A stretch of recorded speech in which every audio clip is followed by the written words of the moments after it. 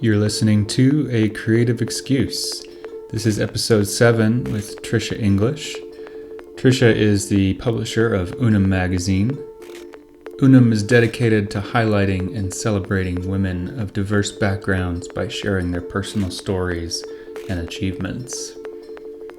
Had a great conversation with Trisha about mostly just winging it and starting new projects. Unum's next issue will feature women who work in the new collar jobs. New collars, everyone. Meaning jobs that utilize tools like 3D printing and augmented reality. This is their 7th issue, and there'll be a print version launch party held at the Fab Lab at the Santa Fe Community College this Friday, June 7th, from 5:30 to 7:30. Should be fun. The next event at Echo Amano is on Friday, June 21st, the summer solstice. It's going to be a intimate little musical performance with Laughing Branches and Theo Krantz. Laughing Branches is kind of a folksy acoustic duo, really lovely, sweet songs. And Theo Krantz does some kind of electroacoustic, very trippy, dreamlike tape loops and ambient collages. That's going to be at 8:30 to 11:30 on June 21st. It's a $5 to $20 sliding scale. And make sure to bring a pillow because we don't have any chairs. Should be a really sweet and cozy evening. All right, thanks so much for listening, and hope to see you at the gallery soon. So let's have a seat. Yeah. Thank you for thinking of me. For sure. So you have to tell me about this new little project. It's funny. I think every podcast kind of starts with me explaining what is this. Yeah. It's already recording, by the way. Oh, it is? Yeah. Okay. I'll probably edit the first part though. Okay, when you good. walked in. Good. I would hope so. Yes. Well, first of all, thank you. Oh, thank you. Yeah. Gosh, this is an honor. Well, it's just a fun project for me, but it's a way for me. If you can you sit a little closer? Oh yeah, of course. Yeah.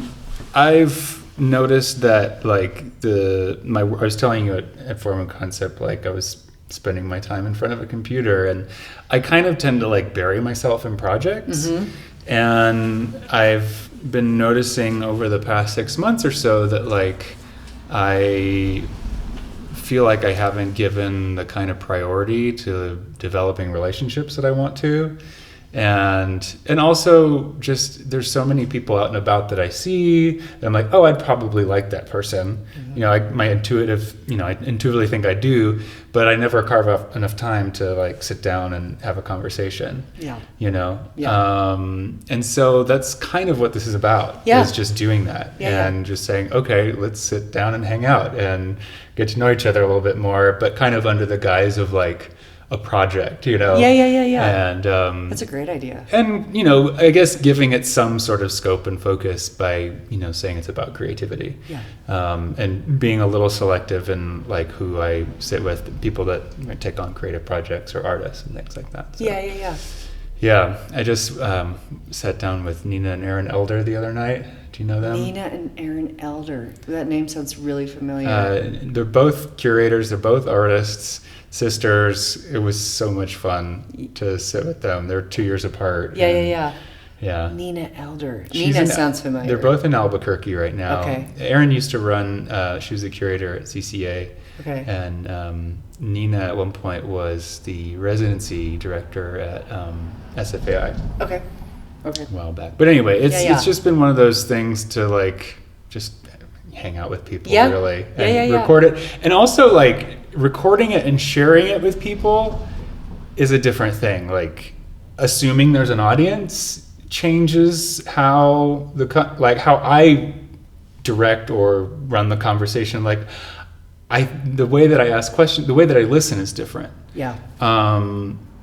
It's funny because like I've been noticing it actually I think makes me better at conversation in general Like, it makes me think about like what kind of question to ask to get like an interesting response from somebody. You know, so I'm finding like I'm doing that more just like in day to day. Yeah. Like asking more questions and like listening more, which is good. Yeah, that's what I do with the magazine. Yeah. You know? Right. Yeah. Yeah. So that's help yourself with some water. Oh, good. Thank you. Thank you. So Unam, it's been how long? Gosh.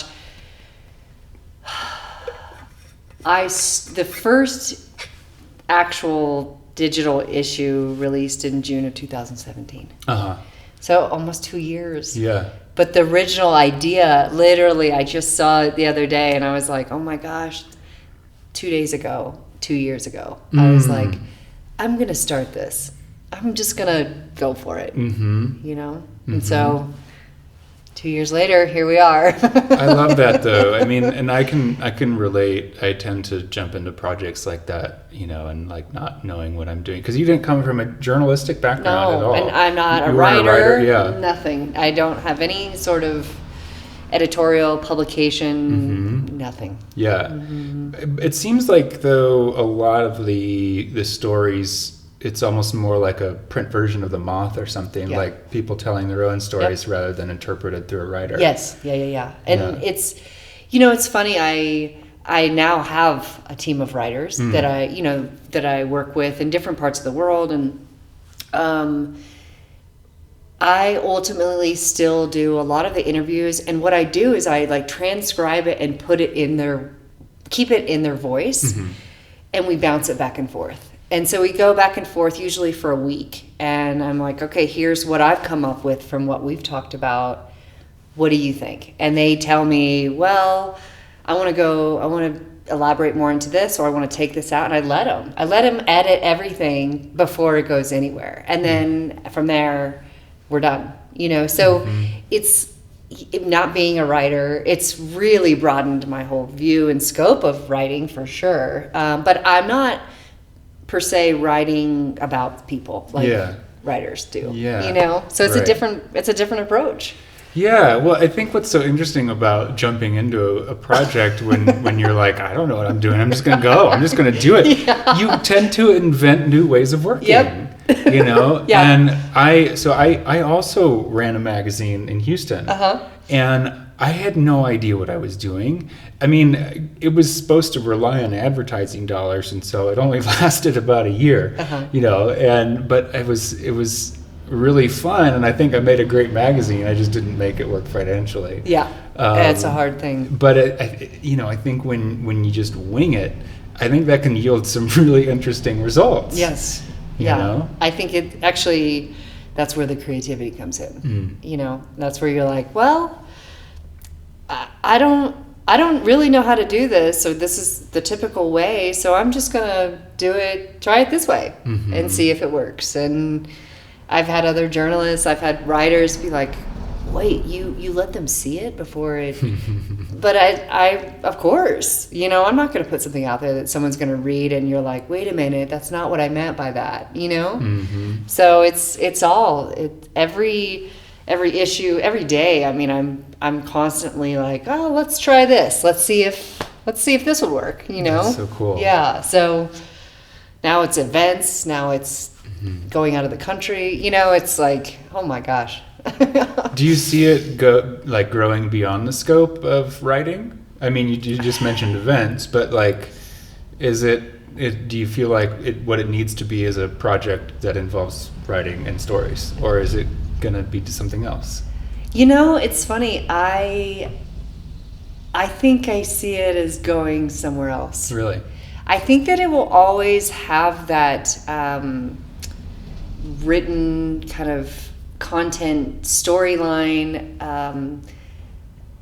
publication. I think there will always be something, whether or not it stays in a print. That's a very expensive thing to do. Yeah. And that was kind of like a trial. I mean, it went quickly, and now there are other people and places that want to sell it, but it's hard to do that, you know, unless you have sponsorships, unless you have advertising and all, you know, there's so many pieces to this. Yeah. But, you know, because some of these stories, like, I want to know more. So I actually see it kind of going into a podcast. Yeah. That's the next move. That's definitely up very close. So that people can hear their voice, so that we can talk more. Then it's you know, I think the written, and especially for some of the artists, like it's really great to show their work, and I love that. And I have a writer that just continually writes about artists now, and but I know I want to know more, you know, but you can, you know, then you start getting into like 3,000 words, and people are like, well, I don't want to read anymore. You know? So yeah, so that, you know, it's like the events have been great because it's brought the digital space into this real world. Yeah. And it's brought people together that, I mean, I've been told that they've come to the events and it's the most diverse group of people they've ever seen in one space in Santa Fe, which I was just like, oh my gosh, you know, it's amazing. It's amazing. But I do, you know, I think I'll continue to do that, but I think the next step would definitely be some sort of conversation out loud that people can listen to. That makes a lot of sense. Yeah, because that's kind of what it is. You know, it's like a journal right now. You know, and it's sweet. It's to have that. But I do think, and I've had a lot of people reach out and say, "What about a podcast? I think you should." You know, that's not something I'd know. So it's another learning thing, you know? Right. Yeah. I'd suggest not doing it in front of a window right next to Canyon Road because you can hear the cars go by all day long. My hope is at some point to have a better space to do it in, like maybe even the print room at some point. Yeah. Anyway, I'm just winging it right now. Yeah. I mean, that's kind of like you had said. I mean, it's just, you do it and you figure out ways that work and that don't work, and you adjust those ways to make them better or get rid of them altogether, and there you have it. You know, that's the story of Unum. Yeah. That's so cool. Yeah. So you grew up in Kansas City? Topeka, Kansas, actually. Topeka, Kansas? Yeah. And then ended up somehow in Chicago? Yeah, so I lived in Chicago right after high school. I actually moved there to go to college, but I played drums and I was a musician. Are you? Uh-huh. Yeah, like I now I'm kind of trying to learn the cajon because I've been very interested in that. But so I started playing in a band in Chicago and actually decided to wait on college. And I played with a band there for many years. And what was the band called? Mother Trucker. Nice. Love that. You know, it was an all-girl band. It's funny. But it was great. And I lived there for about 7 years. Played music most of the time. And then moved here. For a year. Wait, how did you end up here? Actually, one of the girls that I moved out there with from high school to Chicago got a job here at the Santa Fe Workshops. She's a photojournalist. And she left Chicago, and I stayed in Chicago, and she was living out here, and the city, you know, I love the city, and I still love the city, but I was like, I need something different. And she said, well, why don't you just come out and visit? And I said, you know, why don't I just move? Because I didn't have any kids. I wasn't married and wasn't tied anywhere. And so I packed a U-Haul. Then I drove from Chicago to here. I woke up and I got here at midnight. So I didn't even know what it looked like. And so you're just like, let's move. Yeah, I didn't come visit. Wow. I just moved. It's funny. I hear a lot of people. I've heard that story before with Santa Fe in particular. People saying, I'd never been there before, but I was like, yeah, I'm going to move to Santa Fe. Yeah. I mean, it's funny because I didn't know anything about it. I didn't know, like, I just wanted to go. Yeah. And I knew I was ready. And so I showed up here. It was about midnight when I pulled in. I had a good friend of mine came with me. I woke up the next morning, and we were living in this house that overlooked the mountains. And I just woke up, and I went into the kitchen to make coffee, and I just remember thinking, "Oh my God, how did this happen? Like, where am I?" So, but I stayed for about a year, and honestly, it was too small. I was like, I think it made me too small for me. It's beautiful, but so I moved to Albuquerque. I lived in Albuquerque for about 9 months, and I was like, nope, I'm moving back to Santa Fe. But I actually moved to Pecos, and which is where I met my daughter's father. And we had Chloe, and then we moved to Australia. How long were you in Pecos? So we were in Pecos. It wasn't very long so I met him, in Albuquerque, and then we moved to Pecos. He's a fly fisher, and so we had this cabin on the river so he could fly fish. And he got offered a job. He was professionally a chef. So he got offered a job to open up a new contemporary restaurant in Melbourne, Australia. 3 months maybe after we were living in Pecos. Maybe 3 or 4. We lived there for maybe 6 months and then moved. Yeah. Wow. How was that transition? From Pecos to Melbourne. Well, the thing is, you're going on a little pendulum here. Yeah, right? You're like Chicago to Santa Fe to Albuquerque to Pecos. I know. The Pecos thing just kind of happened. We were both living in Albuquerque, and somebody offered up this place, and I wanted to move back to Santa Fe, and he was a guide at it just all worked out this way. And so I was like, Pecos, that's we were off the grid. I mean, and nothing. And I don't even remember if I guess I would have had a cell phone then. I mean, it was a while. It was obviously, I was like 26 years old, so it was a while ago. And if it was to heat the house, it was a wood burning stove. I mean, it was a whole different kind of lifestyle. Yeah. But luckily he's very outdoorsy, so that helped, because I was like, I've never done this before. But I don't think I lived there long enough to really have like a massive transition. When I got to Melbourne, it was like home, because I came from Chicago. I've lived in Kansas City. That's what I've always been kind of used to. So moving to Melbourne was like, oh, okay. Except I had a newborn baby. Well, I'd imagine that's true. I mean, language can be such a huge barrier, so you didn't quite have that one.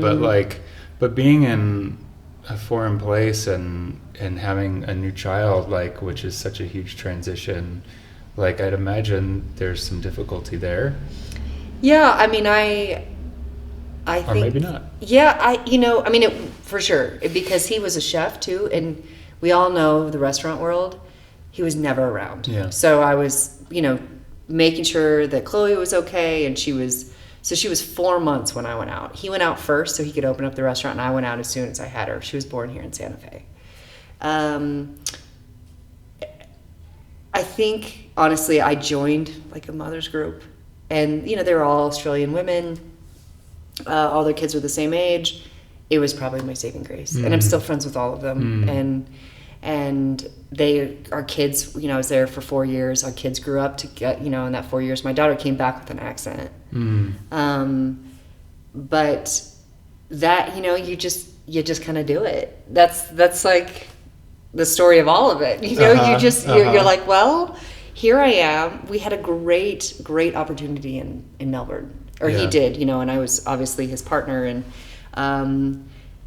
so it was like you just do it, Yeah, some people do it with more grace and fluidity and ease than others, right? Yes. So it sounds like you're the kind of person that can take change and be like, okay, let's go, let's do this.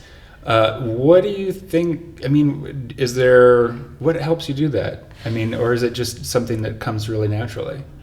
Well, I can say that it depends on the change. Sure. There's been big changes that I don't handle that well, but something like that, I feel like, you think about, it's almost because I didn't know any different. I was moving to Melbourne with Chloe, and we were gonna, we were in the greatest neighborhood in Melbourne, and we had a beautiful restaurant. And, I tend to really connect with really great people, which is, something I'm entirely grateful for all the time. And so I started meeting really great people in Melbourne, and it just kind of, it was almost easy, if that makes sense, because I just let it be. Like I just let whatever happens when I get there. I knew that, we had a roof over our head. I knew that, I couldn't work there, and that was actually frustrating for me. So I went to school.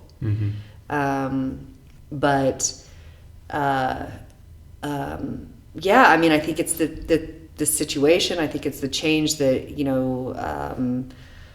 sometimes it's handled well and sometimes it's not. But I've done so much and I've changed so much throughout the course of my life that I'm just one of those people that I love to like keep going and move forward and learn more and be challenged and have change. Like if I get too settled down and and monotonous, it doesn't work for me. Yeah. I'd imagine you're not a sentimental person. I mean, I am, maybe not as much as other people. I guess it depends on what you mean by sentimental. I guess just like maybe nostalgic or like looking towards the past. Like the reason I ask that is, I mean, I can relate, and part of it is that I feel like I don't get attached very easily. Yeah. And I don't really have a lot of nostalgia for the past. It's like, oh, that happened, great, whatever. Yeah. I'm not like looking back and saying, oh, the good old days or whatever. No. It's like I love getting older. I can't wait to get even older because I keep learning more about myself and keep experiencing different things. So I don't. I mean, so that's what I mean by sentimental. I guess just like I don't feel like I personally. Am all that interested so much in my past. Yeah. No, I've never thought about it that way, but I think, there's things, it's kind of rare that I think about my past. Like I actually, I'm someone who thinks like forward, and sometimes that's not the greatest thing either, and so I've as I get older, as I'm like becoming way more comfortable with myself and who I am and what I want to do while I'm here, like that has been something I'm very, very conscious of not relying on what I think the future should be, what it's going to look like, what I want it to. Like you have goals, but being more present is like kind of now where I'm definitely at. Right, right. Because that's another form of attachment too, right? Like your own ideas about how you think the future should be. And I think for me, that's a key to, being able to flow with those types of changes, because it's like, like you said, goals are important, but at the same time, it's like, I find I have to really just respond to what shows up. Yeah. And there's so much that we can't control, namely about everything. Yeah. And, what can I control is like my response. Yeah. How do I respond to what's showing up? Yeah. And I think that's a real key to being able to just jump in. Okay, this is happening. Let's go. Yeah. Let's see where this leads. Yeah. I mean, I've not always been that person, I've kind of like, wait a minute, but that's not the way it was supposed to go, or I wanted this and it didn't work out, and but now I'm like, it is. It's like, it's how you respond to what gets thrown your way. It's a huge, and that's taken many years to really kind of look inside and notice how I respond. So I think that's I've as you said, like I some change is pretty. I'm pretty fluid with, but some change, like it doesn't work for me because of just the way my old patterns, and how I've patterned myself to think about, well, that's not what I was supposed to be, So, Yeah, I moved around a lot as a kid, and and parents split up young and all of that. So I really feel grateful for having that experience of just like, I didn't think anything of it. It was just like, okay, we're moving, great, here we go. Yeah. And I think that really had a huge influence on how I, react in those kinds of things. Yeah. So you're a manifester. Yeah. You know what? I have I have friends that are like, Trisha, all you have to do is say it out loud, and like something will just, but sometimes it freaks me out, and I'm like, But it's great. Yeah. Yes, I think that I definitely am. Uh-huh. Yeah, I mean, I think so. Yeah. Yeah, I find that that's the case too. I have to be careful sometimes Yeah. about what I put out into the world Yeah. because it'll show up. Yeah, no, it shows up, and sometimes it shows up in odd ways, but it's there. It's like that's you. This is what you wanted, you know. Mm-hmm. Like how you deal with it, what do you want to do with thing. it? Yeah, This gallery is a perfect example of me putting it out into the universe and, you know, getting kicked off the cliff and saying, okay, go. Yeah. No, I mean, it's so, yes. Yeah, it's so true. It's so true. I feel like that with the trip to Mexico, with the magazine, you know, like, I don't know what I'm doing. I don't know, you know, I've never done anything like this, but this is what I wanted when I started the magazine. So I'm like, okay, you know what? Here we go. Yeah. We're going for it.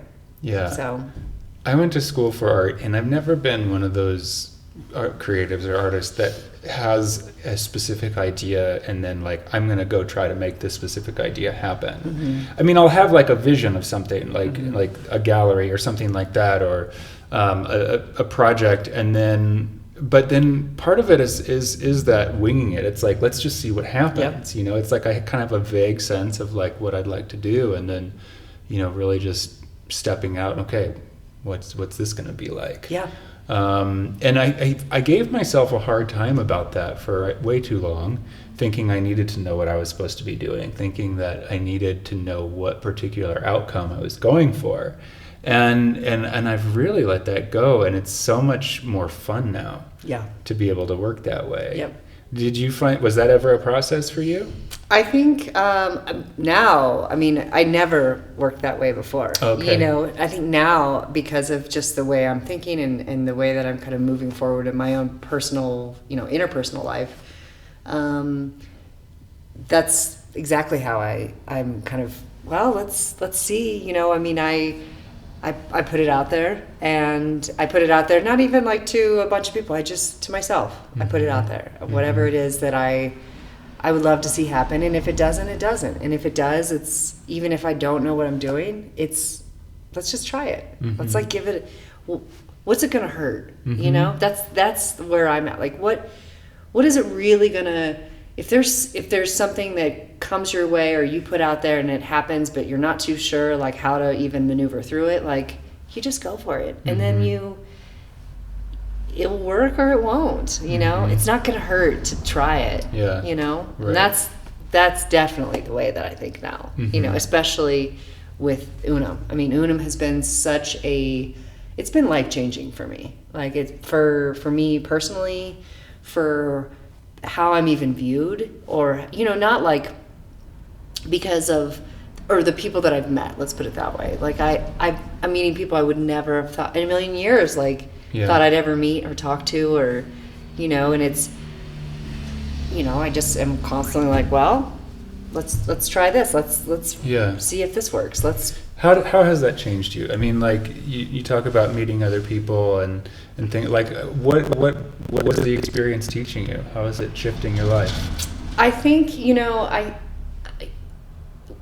so I always, like I said, when I've traveled a lot, I've lived in different places, and I've always met really great people, which is how and why when I started the magazine, the first issue was all people I knew in other countries and other places that I wanted to bring together. You know, I think that when I started this little project, it was about bringing people together and seeing how we connect, and seeing how people that otherwise would never know each other, how they could come together. I think now, you know, over 175 stories has happened in 2 years, plus all the people I've met.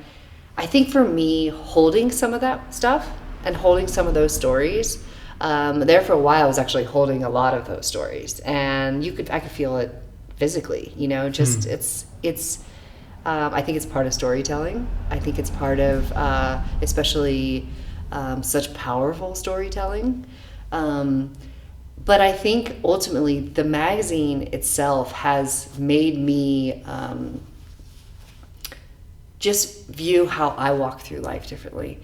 Not that I was walking through life in this in a bad way, or it's just that I'm way more present. I'm more aware of who's around me. I'm way more aware of what I say. I'm way more aware of who I want around me, or who I want to surround myself with. These are all, every single person that I've spoke to in the magazine, through the magazine, it's like they've all touched me in some way, Mm-hmm. So there's no way that you couldn't change. There's no way that you could, I don't think anyone could, be the same from something like this, Mm-hmm. And it's not something like it's changed me, like the way I look, or it's all like internally. I just feel I'm so much more aware, and I just want to do more and more, like it's like feeding me in a way I never thought one could be fed, if that makes sense. Sure. Do you think, does it feel like that you assume different things about people, or maybe assume less about people when you first meet them? I would imagine, I'm just putting myself in your shoes, like that I would assume that there's always a story. Of course. Everyone has one. And that what we present on the surface, what our personalities present, is just such a drop in the bucket compared to our complete being. Mm-hmm.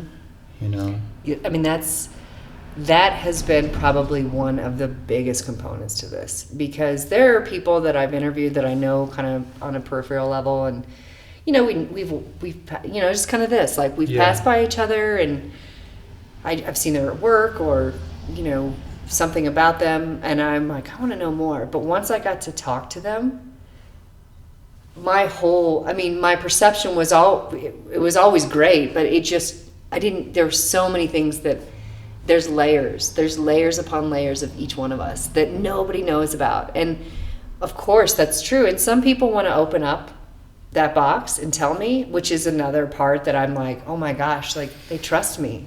These people have all trusted me with some pretty powerful stuff. Mm-hmm.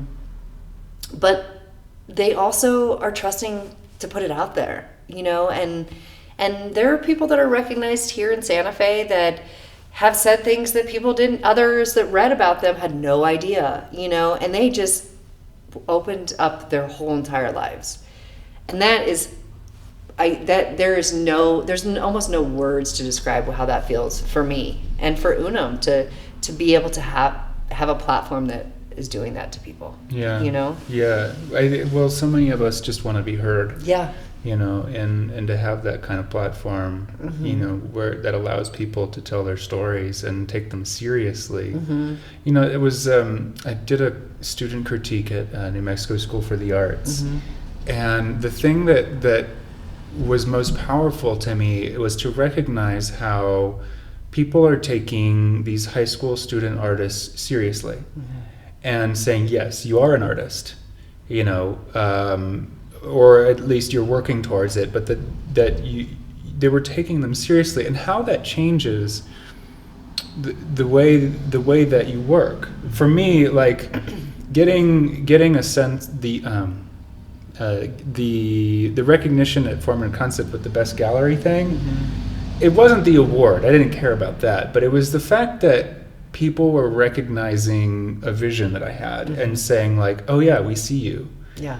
It gave me a lot of confidence, and just like, because so much of it is intuitive for me. It's like, this feels like it works. Yeah. I'm not doing it based on what other people tell me works. Yeah. Or any sort of objective kind of metric. It's like, this feels right. And to get that recognition was just like, oh, okay, people are resonating. Yeah. And I think that really changes. For me, it changes me when I recognize that it's taken seriously. Yeah. Even if it's just a personal story, like you exist, you matter, you are. Yeah. Yeah. And that, even saying all that, that's I think another component to how, like I've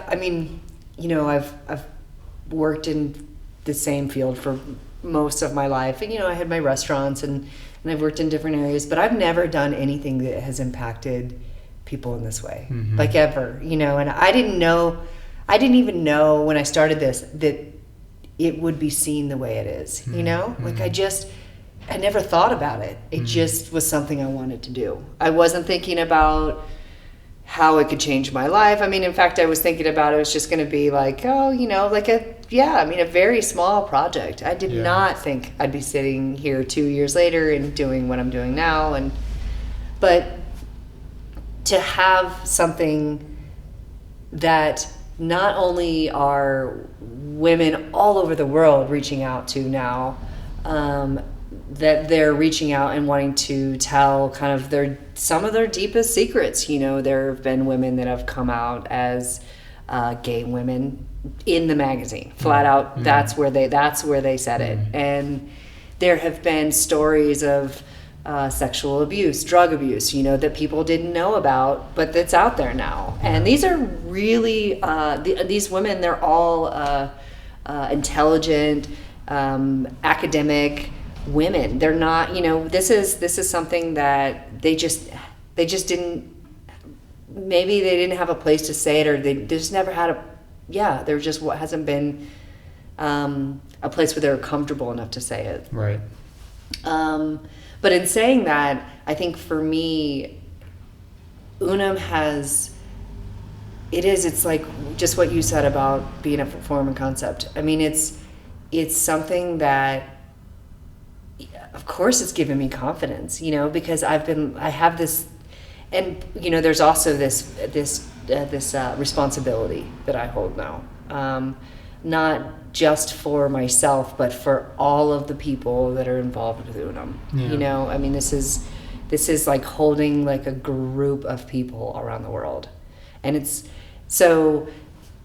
But to have something where it's being seen and represented, and people, you know, they're inspired by it. It has, that to me, I'm like, I never in a million years thought that I would have something that like people are interested in like this. Like I never thought, you know, it is, I mean, it's to me all the time. I'm like, oh my gosh, I cannot believe it, you know, but it's amazing. That's another part that's really changed, like, you know, it's changed confidence, because it's also like, I can do this, you know, I can do it. I didn't know.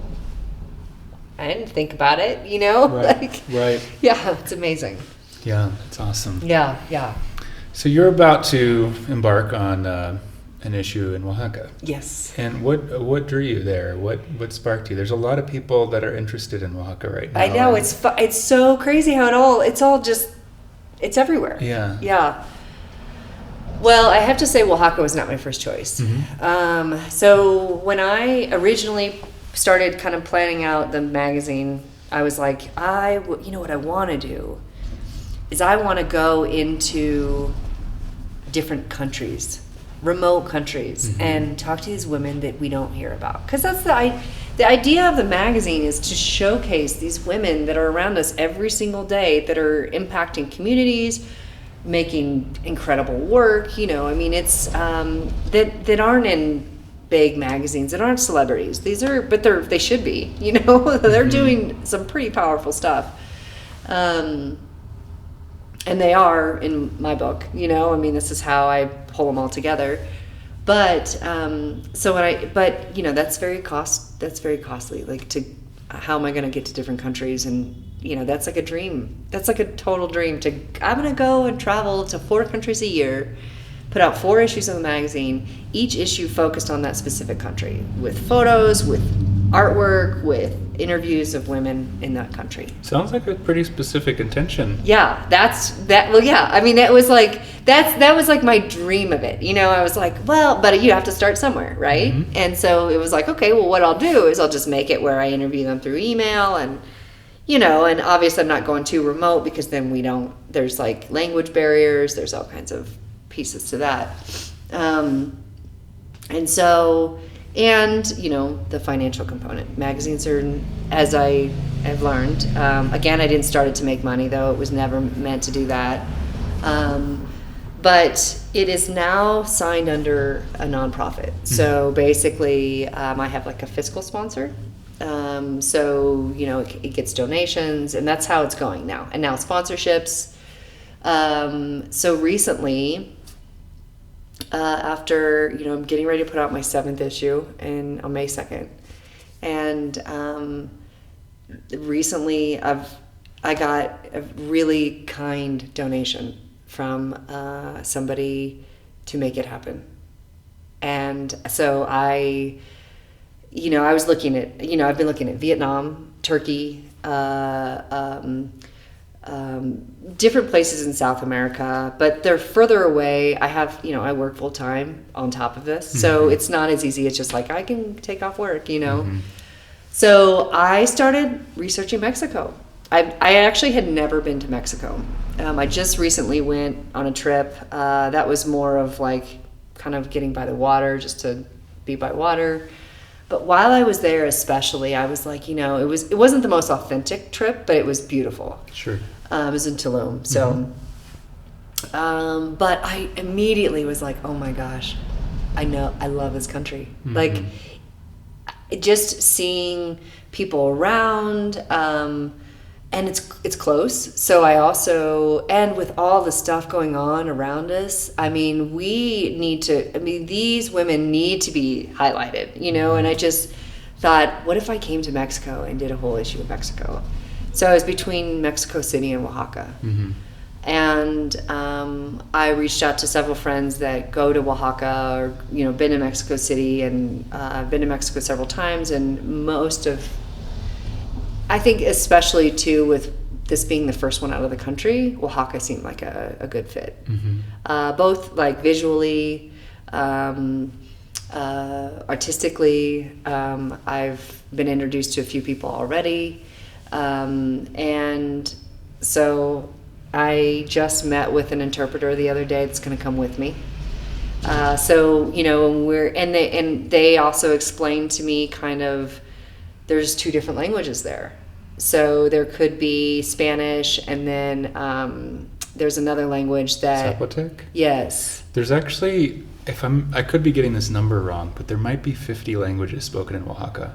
Well, I mean, yeah, primarily like it's Zapotec. Yeah. And she said, you know, she was like, well, what would need to happen? We sat down, and never, again, this is like so out of my wheelhouse.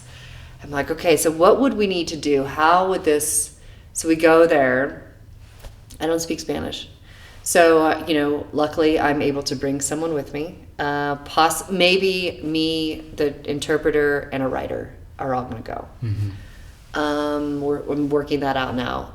But she told me, you know, how this could go, because there could be different languages. So you have like one of the kids, if they have a child, they help too. And there's like 3 different things going on. Like I ask the question, she translates it to the little kid, you know, or whoever. They then translate it. I mean, it's like it could be a process. It could, for some of the interviews, because I want to go in and interview.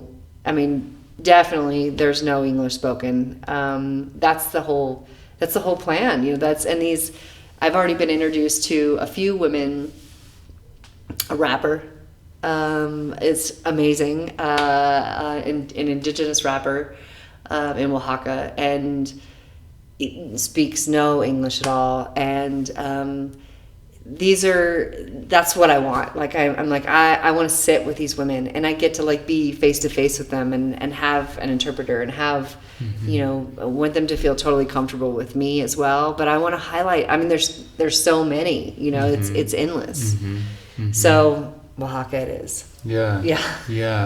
It's interesting. I was having this conversation with Kitsia and Diego the last time I was there, who run this pottery collective where they work with different villages and help to promote their work and find ways to sustain that type of practice. And, you know, they were talking about how it can be challenging when you come in, you know, as somebody who comes from privilege, into a community like that, and just that relationship. And then they also have to experience it on the other side, where they're going into Mexico City to some very wealthy donors, and it's flip-flopped. And so it's like they have to learn how to negotiate both of those sorts of cultures and ways of, speaking and vocabulary and what's important. And I can imagine that could be a challenge. I think, and it's something that is, I've talked to several people about. I think it's something that I'm hoping that,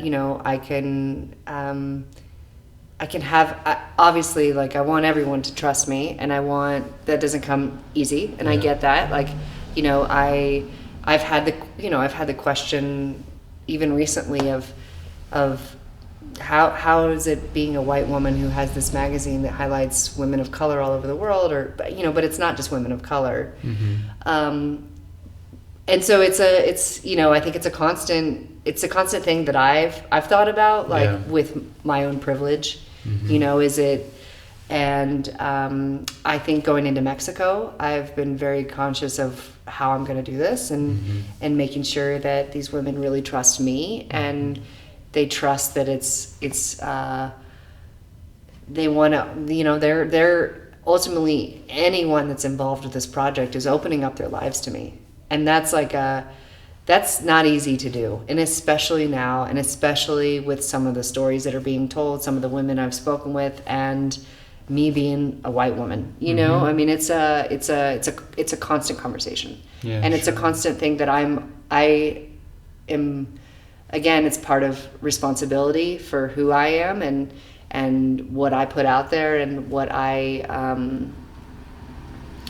finding ways, I think it's just constantly finding ways to make sure that I am respectful.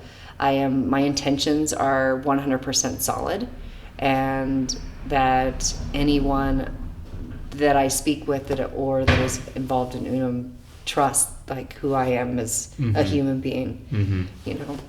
Yeah, I mean, it's something that I've certainly thought about a lot when I'm representing Mexican artists.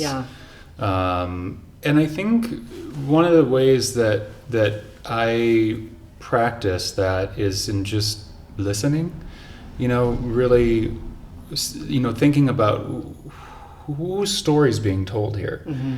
Is it my story, or am I just holding space, and I think when I approach anybody, any situation, from an attitude of humility and, like, saying, I want to hear what you have to say. Mm-hmm. This isn't about me, promoting some kind of agenda, or, look at me, how inclusive I am. It's really, it comes from genuine interest, and wanting to, what is going on here. So part of it is really getting out of the way. I think, it's funny, when I first started this, there were a couple people that reached out to do an interview on me personally, and I was like, no, this is the thing. I'm a person, but Unum is like I'm just what I see it as is just someone providing that space, just like what you said. I don't ever want it to be about any, like, my personal. I think it's, yes, I've had kind of a fun life, and, lived in different places, and how I got here is important part of the whole Unum picture, but it's not about me. And I make that very clear with the magazine, that I intentionally bring in stories or women that I'm naturally curious about, and that I want to learn, that I want to learn how they navigate through things, how just more about them as people. And so that's been huge for me, is to always make sure that Unum is not ever, I'm just like a space holder. That's how I kind of feel. Like I'm a connector, I love connecting people. And so that's something I'm good at. And that's, I was like, well, here's a way to do that. This is I can do that, It doesn't have to be anything about me at all. Yeah. I feel very much the same way, or very similarly. I went to school for art and was kind of going that direction, and maybe wanting to be an artist. And I just ended up in positions where I was helping other artists, and it really gave me a lot of joy. And so, I mean, I feel like I see how important, I think artists are very important to the world. And it can be very hard to maintain both an artistic practice and also how do I get my work out into the world, you know? And so, you know, that's why I'm doing what I'm doing, you know, so that hopefully some of these artists can have a space, you know? Yeah, I look at it, it's funny the way that it's brought together. I mean, people have said, well, it's kind of like you have a gallery. Like you're curating each issue, you're bringing in these women all over the world and sharing their story, and I could see that, you know, it's like, how do you come up with these themes? And then you are like, okay, well, this woman has always inspired me, like, let's learn more about her. And now I've gotten to a point where most of the people I reach out to, and I've reached out to people that I'm like, oh, I cannot believe I've even had the opportunity, even all the Tewa women. Just, I mean, that there's this platform that people trust now. And that's, you know, like to have that space and to still be building that space for women in wherever they're at is like, I am so thankful, like that it's just been supported so well. Yeah. That's great. Yeah. That's great. Yeah. Cool. Yeah. Anything you want to plug? You have a new issue coming out? Yes, I have a new issue that I did this one very differently this time. Someone reached out to me to actually curate it for me. So they picked the theme, they curated it. I did all the interviews. Oh, I didn't do all of them. I actually hired a couple writers for this one to do some of the interviews. It's all about women in technology. It's called it's what the woman that's curating is, it's new collar workforce. So it's a lot of 3D manufacturing, laser printing. So that is releasing on May 2nd. And we're going to do an event at the Fab Lab at the community college. And then we're going to do a panel discussion in June with some of the women here in Santa Fe. Yeah. That's so great. We've got, you know, and I've got writers writing about other women in technology and how and it's great because I didn't know anything about this work. I interviewed women that are, they have their own laser manufacturing companies, women that run nonprofits for women in 3D printing. I've learned so much. I didn't know anything about this. So that's going to be kind of and then after that, I start focusing on Mexico. Cool. Yeah. That's great. Yeah. So I go with it until you can't go anymore. You know what I mean? That's how I am. I'm like, right. Yeah. I never know. I thought like after 3, I was like, I don't think I'm going to do this anymore. It's been great, but it's a lot of time and it's not something I wish I could make like some sort of, again, maybe if I just say it, maybe it'll happen, but like, it becomes like a foundation where it then, I don't know what that looks like, but it's like it's not about me making money, but it's about the money coming in for the magazine and providing money to go out to communities, women in communities in different parts of the world, or, that's like, it's just, there's these pieces, there's so much that could happen with this, but right now it's just me. Yeah. That's really hard to do. Right. Right. So I'm pretty stretched. And so I'm like, okay, I'll just keep doing, what I'm coming up with ideas and just, until I can't anymore.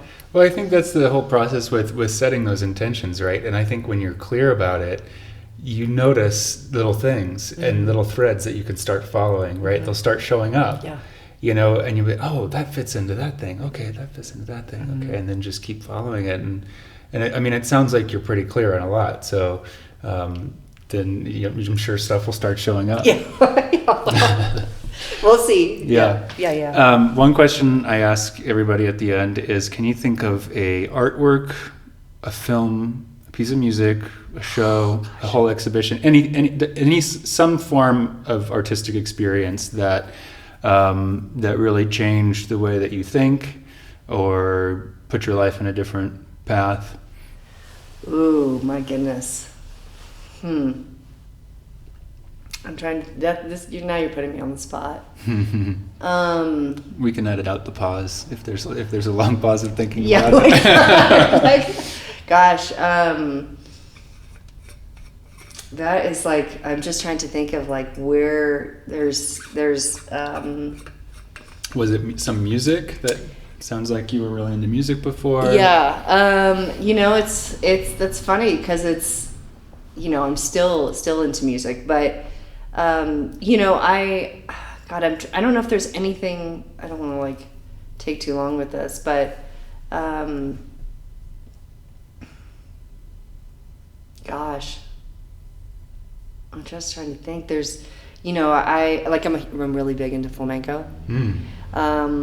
And I think that really, really big. I like to study it. I like to dance it. That's why I wanted to learn how to play the drum. And was there a certain flamenco experience that you were like, ooh? Well, you know what I think it is? Like when I was in Chicago, especially, so I'd go to shows all the time, and I go to them here, and I always, it's part of culture. It's part of the culture.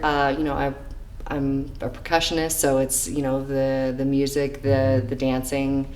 I don't know a name per se, I don't, because I've gone to so many, but yeah, I think more important is like your experience of it. Yeah, like I think,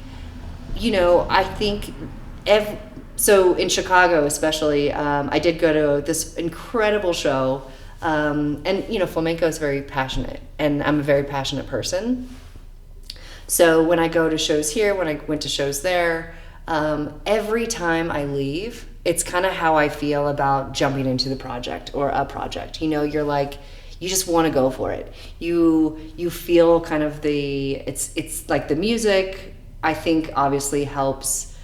It's the music, the passion, the energy, the culture, and that's how I kind of put out with Unum. Like it's culturally, you can tell there's a lot of passion in it. Obviously there's no music, but that's part of that. Music is my heart. I've played music my whole life pretty much. So I don't know if that really answers the question. Do you remember the first time you heard flamenco? Gosh, I was a tap dancer for a really long time. And tap and jazz, and so I would say probably the first time I've ever saw a flamenco dancer was on TV, because I'm from Kansas, and they're really, it's just not something that I grew up around, but I would say 10-ish, and that's like, I have, rhythm, and I started playing drums when I was 14. I was already tap dancing. So it's all part of kind of, and it all just makes sense that's just where I go. I gravitate towards that. Yeah. Yeah. So, and now that I'm here, I go all the time. I'm not all the time, and I take flamenco classes. Cool. Yeah, I love it. Have you been to Spain? I have. Yes, I have. I went to Spain. Gosh, I was in my early 20s. And now I want to go back because I have even more love for it, and I go and there's just so, I love all kinds of music, but flamenco has always been it's the energy, it's the passion. And I try to kind of, in relation to who I am as a person, I think that's how I feel, as in my work that I do professionally in the magazine, and how I kind of present myself. Yeah. Yeah. Cool. Yeah. Great. Well, thank you so much for sitting with me and talking. Thank you. This is really an honor that you thought of me. Oh yeah, not at all. I mean, it's like you're doing great work in the community, and that's what that's what inspires me, to see other people doing that kind of work, and that's the kind of person that I want to talk to and know better. Thank you. Thank you. Yeah, great.